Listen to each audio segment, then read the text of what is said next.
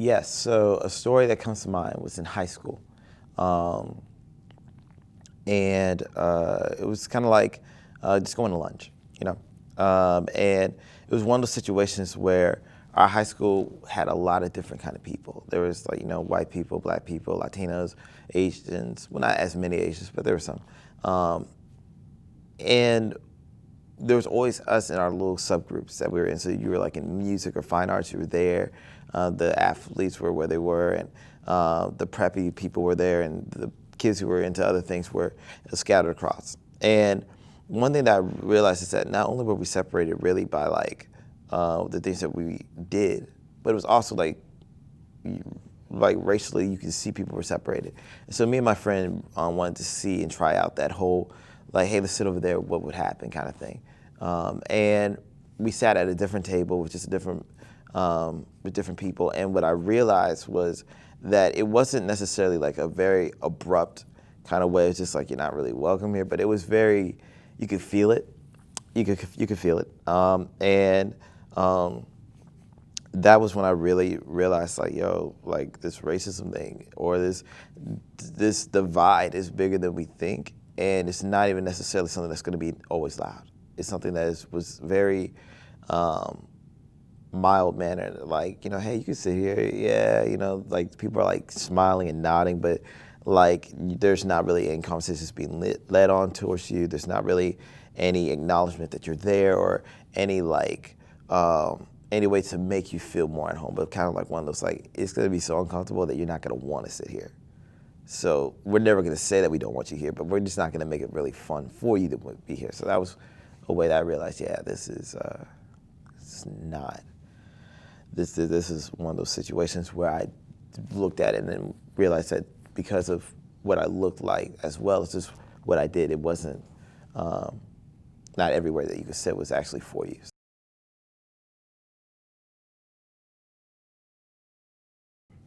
Yes, it's very common. That feeling is very common. And to break that question down, you got to hit all the different points of it. So one point, it is very common for people of color to feel like they're on the outside looking in. You see it in schools. I experienced it a lot when I went to a church when I was younger. Our church was, the first church I went to was very multicultural. But there have been some churches where I've gone to where it was common to be the only black person. And even in some of the things that I got to do necessarily in college, there were times where I was the only black person or one of the very few black people to do this. And it's easy enough to look at it and say, like, okay, like, this is cool, I'm here, I'm doing this, and like, not to think about it, but there is something subconsciously that you're saying to yourself, like, why am I one of 3 black people of 37 other people here? And knowing that, like, you and these 2 other people, y'all holding it down for everyone, and you're like, wow, like, this is it, like, these are my people. And for people to understand what that feels like, it's something as simple as when you are the minority in a room full of the majority. For someone who is of the majority, it's harder to see that until you go to a different space or you go into a different section and you realize, oh, I am not the minority. I had a friend who in college was trying to understand what that felt like. And so I told him, just go to a black church. And he didn't understand it. It was one of those things where it's like, bro, what do you mean? And I was like, no, just go to a black church. You will understand. It's like, well, I mean, like, I like my church. It's like, no, just go to a black church and you will see what we are talking about. And when you step in, and then the congregation is majority black, and you are only one white guy, it's different because people are looking at you. And not necessarily like, how dare you come to church, but they're just looking at you like, what are you doing here? And when we talked about it, he was like, dude, I felt so uncomfortable. Because there was nobody that looked like me. I felt like I couldn't talk to anyone. Like, like the music is good, but I don't listen to that style of music. But it was cool, it was great. I didn't know how to say it because like no one looked like me. No one else would understand that. Or y'all do the food after service and like it's really good food and like I enjoyed it, but like I didn't understand it. And people were asking me questions all the time, like, oh, so what brought you here? Or like, oh, like, they made this big ordeal about it. And I was like, I was attending church, but like, it was just weird. Like, is that what it feels like? It's like, yeah. Maybe not all the time to that extent, but yeah, that's what it looks like when you look out and you see no one that resembles you of any type of way. And you're just kind of like, oh, this is just reality. Versus like, stepping out of reality and going somewhere else and like, oh, having a moment. But then you can walk back into reality and realize, oh, I'm still the majority, like in most situations. So.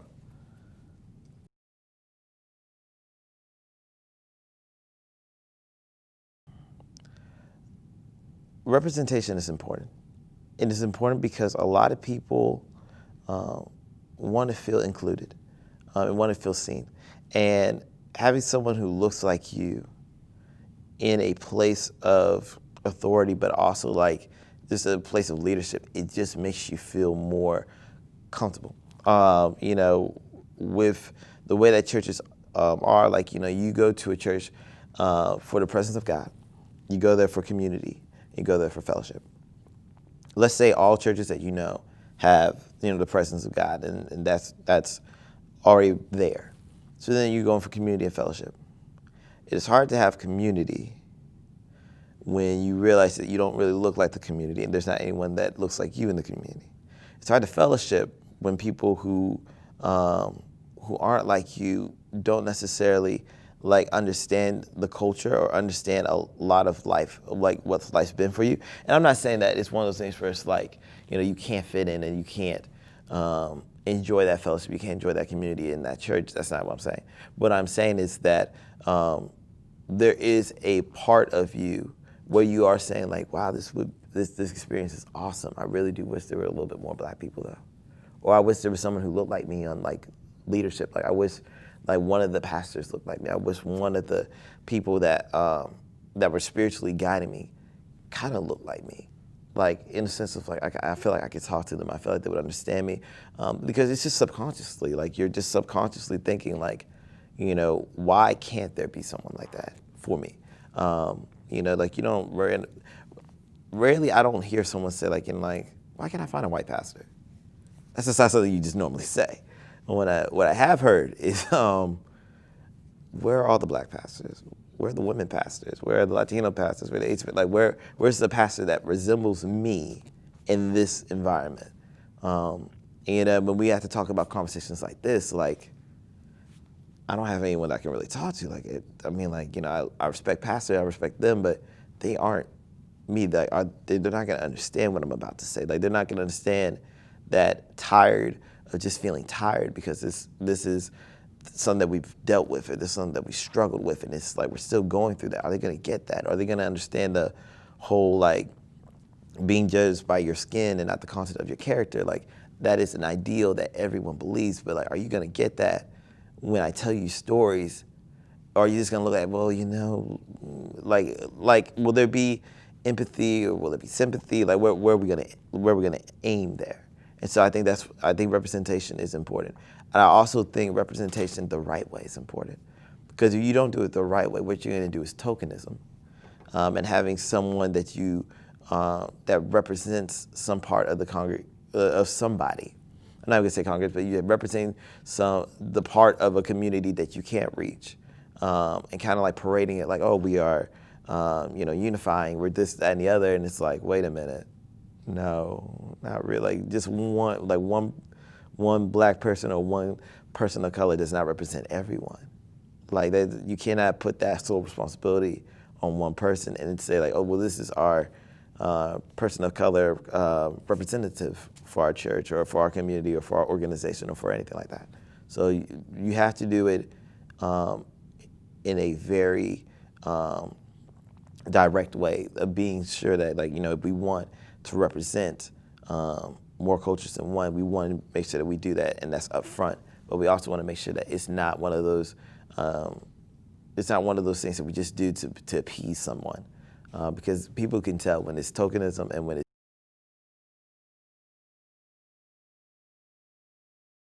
sometimes that we're outright, and a lot of the racisms that I noticed towards me were more microaggressions, but over time it became one of those things like, okay, like we gotta end this.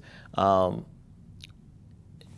way that I talk, the way that I acted, You know, I remember a time where I was talking on the phone with someone, and just hearing them, like, because they knew who I was, and then hearing me talk on the phone, it's like, oh, wow, dude, you don't sound black on the phone, man. You sound white. I'm like, oh, you sound so proper. And it was like, wait, what? Like, huh? And, you know, even with like conversations like, oh, you're not like those black people. Like, you know, like you're different.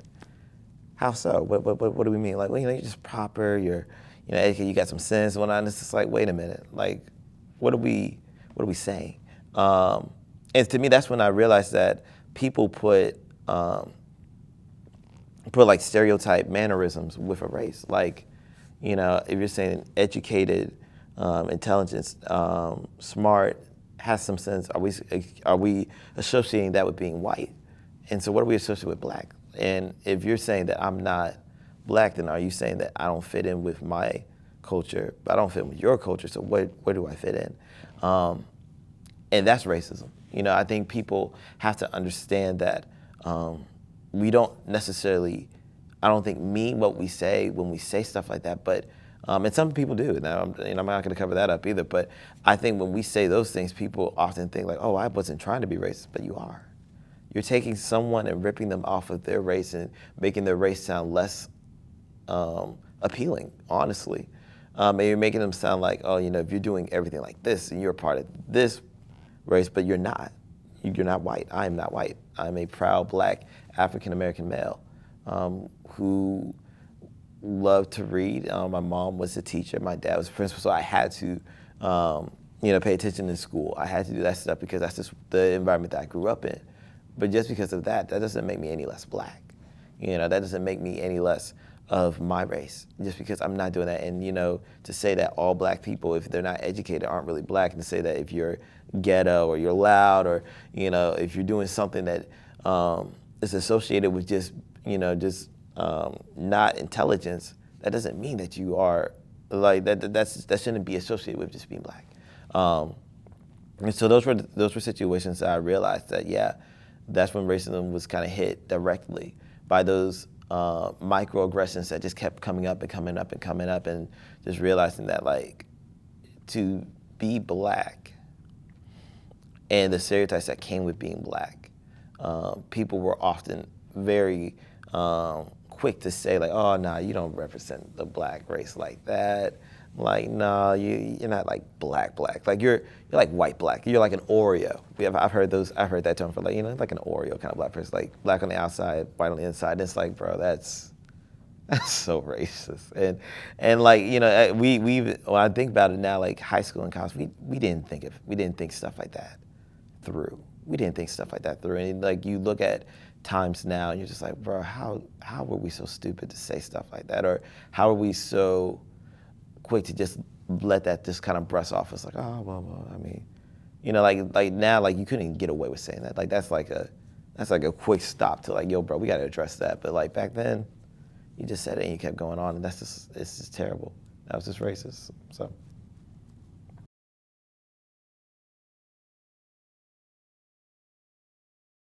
So when I was doing school, you know, my mom was very quick to say, like, hey, like, you don't need to be the class clown. You know what I mean? Like, you're smart, your teachers are seeing that you're making A's, but you do not need to be the class clown, because what you're doing and what someone else does will not be seen the same way.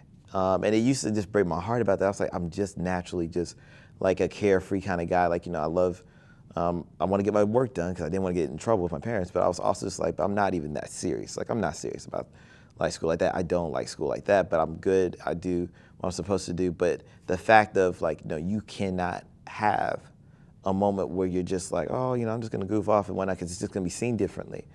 And as I got older, I got to see what it meant. So, like, in school, like, yeah, there was that mentality of, like, okay, I got to be on. And it's tiresome. In college, it was the same exact way. You know, I went to a PWI, predominantly white institution.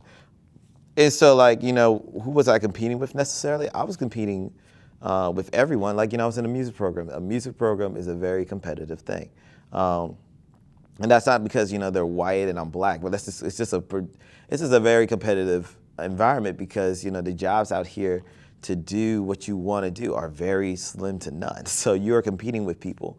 But there was also a pressure of I am one of the few black people in this, so I can't fail. Not because I'm representing, the whole like community of black people around the world, but simply just because if I am like one of two black people in this program, and if we both leave, there are no more black people in this program. And like one thing that we always loved was that we got to go out and see other people, and people would come to college stores, and you would see black kids. And and there were kids who wanted to do music program, who wanted to do like the whole worship ministry stuff, and like to see someone that looked like you was almost kind of like, oh yeah, why am I working hard again? I'm working hard for that guy because that guy needs to know, or that girl needs to see, like, okay, there's someone who looks like me in this. It's not going to be one of those like, oh, so I did have to work hard for this. As for your job, so I will say that there's never been a pressure in the sense of I can't be authentic, I can't be me, and I think that even with our worship ministry, there's just a natural competitiveness. Like it's not necessarily like it's not just necessarily like oh, you're black, you got to do this, you got to do that. You got to be better than this, because like we just like to be competitive. Like we play basketball with each other, we write songs together, and like though we enjoy doing that stuff, like if you want your song to be on this thing, you want to like have those like moments and whatnot, you just can't not be on your game. But I will say that there has been a level of like I do have to be on my A game, because it's one of those things where like the sound that each of us have is different. We all grew up in a different place. We sound differently, and it's amazing. It's awesome, but there's because there's such those differences. Some people will connect with that, some people won't. And some people may like that experience, some people might not. And you got to be in one of those places where you have to be able to still be authentic, still be true to self, but also like just keep being on my, like, I got to make sure that I am delivering this the best way possible. Because there will be some people who won't necessarily like think you're good at it. I've yet to have that experience with a congregation member or anyone on staff. I don't think I ever will on staff, but I haven't had this interaction with a congregation member where I felt like I couldn't be my authentic self. But just because I haven't had that does not mean that in the back of my mind I'm not thinking like, okay, I still can't have a bad, I still can't have a bad performance, because the reality is, even though it may not be like that here, that does not mean it's like that everywhere. And to be just naive to the idea that will never happen is not going to help me. So keeping that in mind, knowing like, okay, you're like, are you ready? Are you in your word? Do you know the song? Do you know this? Like, are you going to present yourself well? Like, okay, I know what I am doing, and perform to this level this level. It's something that you have to keep in your mind. You have to. There's no way you can't, because it's not like that everywhere. And so, yeah.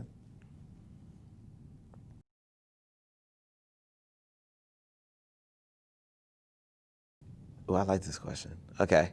Yeah, so what are steps that people can do to see those things? Have a conversation.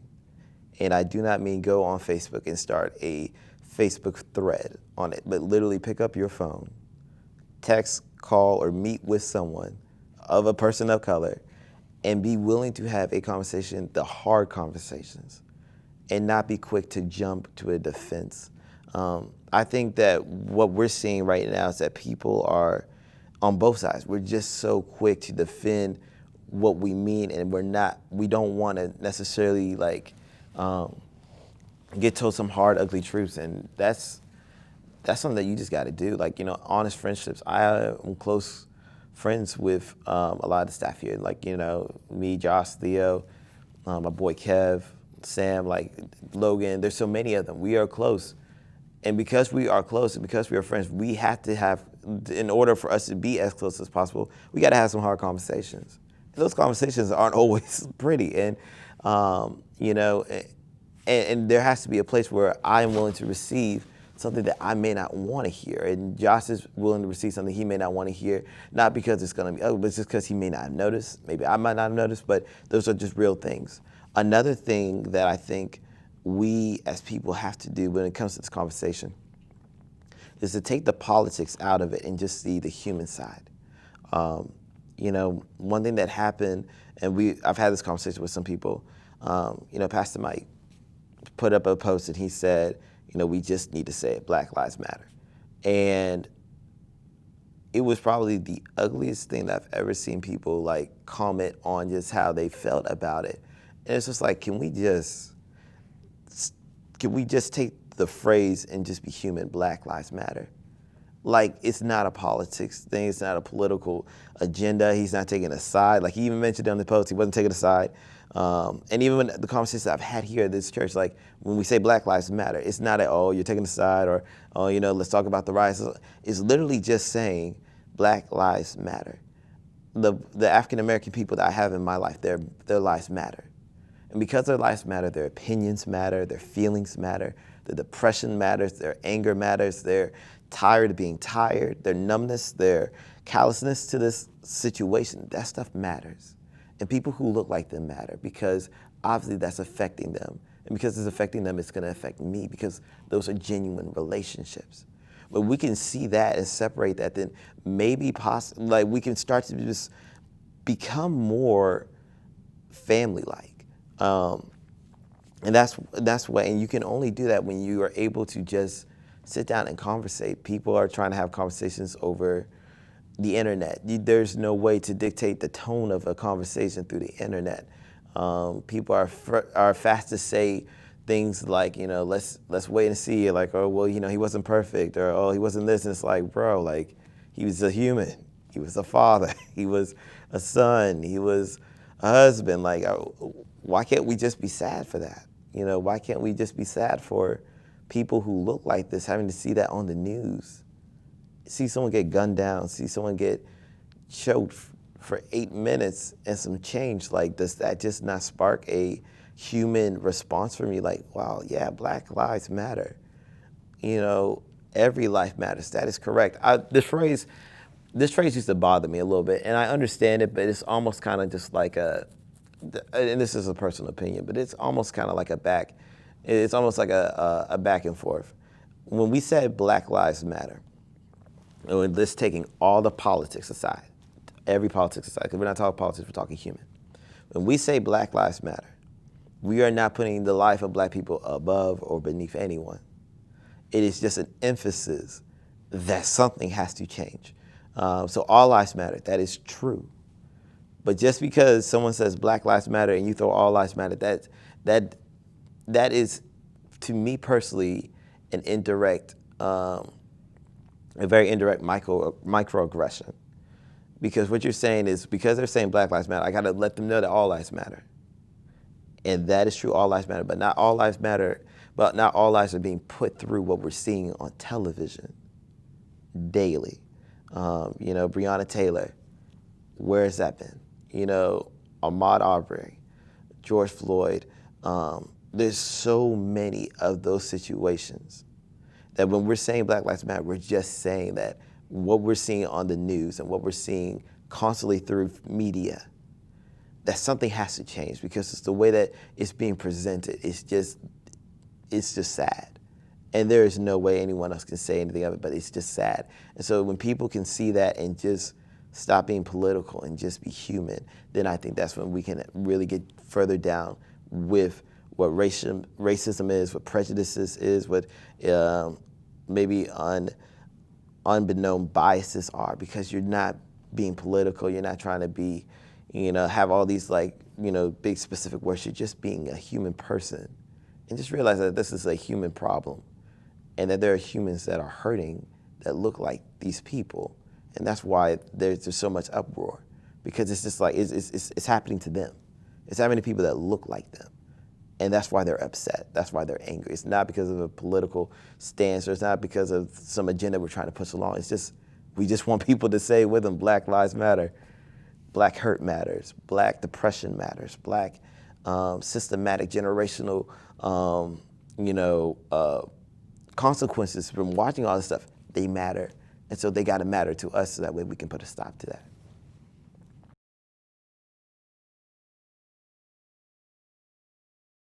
Worship is such an intimate thing. It's such an intimate thing. It is an honor to be able to lead something like that. When I think of worship, like, you are literally singing songs, you're singing praises to your God. That's what you're doing. And to be able to do that on a day in, day out basis is so amazing because it's something that we don't deserve. And so what does that, imagine what that looks like when you see people who love each other, love God. Like, God created every single person the way that he did. You know, he didn't just, like, you know, magically think, like, you know, like, he didn't just, like, close his eyes and just say, like, oh, they're all going to be one thing. Like, God intentionally made each person different with the uniqueness that we are all covered by Jesus, and that all blood is red, and all blood is, all our sins have been forgiven under the name of Christ, and that we can all come together, even in our difference, in our uniqueness, and still worship that kind of God. Like, that's amazing. And so worshiping together is powerful because you get to see someone else's life. In a song, I've heard Marcus say it, I've said it a couple of times, but, like, you know, a worship song is gonna hit differently because I don't know what you've been through. You know, take a song like Do It Again. That song is literally about believing that God is going to do what he's done before. I don't know what you've been through. You don't know what I've been through. I don't know the scars you have. You don't know the scars I've had. You don't know the hell that I had to go back to or where I came from. And we don't know that about each other. But what we know is that the same God that was in your situation is also the same God that's in my situation. That he loves us equally and that he is there for us equally. And to be able to come into a place and be able to look at that and be like, you know what? I thank God that he stepped in your situation. And for you to say the same to me and us be able to worship together. That's beautiful. Because, like, it's just the grand plan of God. Like you just see God just acting in so many people in so many different ways. But we all get redirected back up to Christ. Like, there's no way you can be racist and worship with the person right next to you. You just can't. You physically can't. Like the idea of, I don't know, the idea of being in a place and being able to worship and you feel some type of way about the person beside you. But you're still singing praises to the same God that acted on their behalf as well as yours. Like, it's not possible.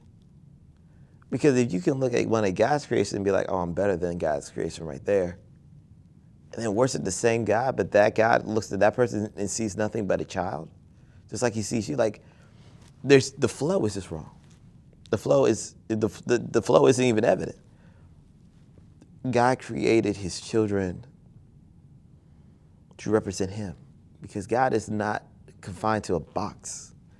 God is so many different things, so many beautifully different things for people. The way that I see God is different from how Josh may see God, or how someone who was homeless sees God, or someone who was not a part of this lifestyle, who came into this lifestyle, sees God, someone who is a new believer, someone who maybe had a hard time with trauma and had to find God. And God looks different for all of us. God looks different for people who are black. God looks different from people who are white. God looks different for people who are Muslim, Asian, African, Puerto Rican, Hispanic, someone from the islands. Like, God just looks different for each person, but it's because God is good and God is great. And because God is evident and God is in every single person. It is because of those soul things about God that we can come together in differences and still be able to sing the same thing about our God, because he did it for us and he's doing it for so many different people. And that's why it's important for us to worship together. Heaven is going to be multicultural. Heaven is going to be different. And for us to not practice what heaven's going to look like is almost a little bit absurd to me. Because, you see people in a black church, in a white church, and a Hispanic church, and all these churches, and they're just so segregated. And then when you die and you go to heaven and you see heaven is just this big melting pot of people, like, why wouldn't you want to practice that here now? We talk about heaven coming down and having, let's sound like heaven. But we don't want to reflect that in our churches. We don't want to reflect that in our houses of worship. Like, we don't want to reflect that. Like, I don't know. For me personally, I want to get to heaven and have years of experience sitting right next to some brothers and sisters that don't look like me. Because I'm going to be in eternity with you. I might as well just know how it goes. Like, yeah, we get down. We are not going to wish for something far off. But in the here and now, we're going to live like something else. Like, let's be united in worship. Let's sing about the same God who did different things for each of us, but we can still come to the underlying fact that God is good, God is consistent, God loves us, and that is the kind of God that we serve. And to be in a place of those, with that on the forefront of our heads, and singing about that kind of stuff. Like, that's why worshiping together, mixed, beautifully just diverse. That's why that's important, because that's what God desires. Because if God made heaven like that, why would he not want to see that on a Sunday? Why would he not want to see his children who are different, with different life struggles and different life journeys, see them coming together as one and just lifting up the name of Jesus? Lifting up praises and singing of how great our God is. Because that's just, God's heart is just too big, and God is just diverse. God is diverse. So there's no way that God wouldn't want to see that. So, yeah.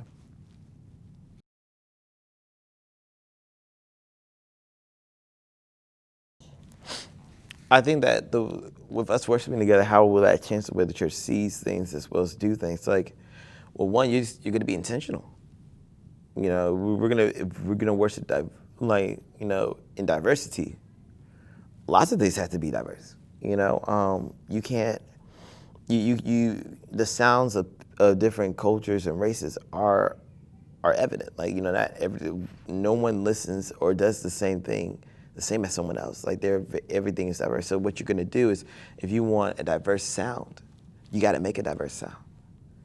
And that means, what we were talking about earlier with representation, like, that means you got to have a direct mission to want to diversify the sound. It doesn't need to be like we'll sprinkle some of this here and sprinkle some of this there, but sound like this. Like, if you want that diverse sound, you are going to be direct up front and say, I want my church to reflect the diversity. I want our sound to sound of heaven, and heaven's probably not just going to be all gospel music. It's not going to be all CCM music. There's probably going to be some hymns in there. There's going to be some different things. And so, like, we in order to have that diverse sound, we are going to, and to do that, our churches will have to be more direct about the mission, and be more direct about, like, well, this is what it's going to sound like. This is what it's going to look like. This is what it's going to be like. When we are talking about representation and, like, what our staff looks like, what we as a church bring, like, is seeing our congregation and just seeing them as, like, okay, like, these are the people that we have. And, that doesn't mean that you're going to cater to everyone all the time, because you're not. Like, we can't literally do a song in Spanish and then break into Chinese, and, like, at the same time, like, this gotta be, like, there are ways to do it and do it well, and with excellence. But, to answer your question in a short phrase, like, well, what does that look like? That just looks like being direct and knowing that if you want a diverse sound, like, you gotta make sure that your church is being diverse, that the worship experience is diverse, that there are things that represent where people come from. Whether that is in the sound of the music, whether that is in the sound of a message, whether that is the sound of different worship moments, whether that is like reading of a scripture or, singing a hymn or simply food. I've noticed that food is a big thing for certain churches. Like whether that is just simply like, hey guys, we're all gonna go out to eat, or hey, come to my house, pastor, or hey, come to my house, so and so. I would love to, that is more church too, because churches, in worship and church and fellowship, they all go together. You have a side where you're together in worship, you have together in the message, you have it together in the fellowship. And that's all diverse with different cultures. And so like, I think it's just being direct in the front and knowing like, okay, if I'm gonna diversify that, I'm diversifying a lot of things. And though you may not understand how to do it, and there are gonna be times you're gonna fail, because like I said, like no one's perfect. But just the sheer fact that your congregation and your people can see that there is an effort and that you're putting your best foot forward, that's how you do it.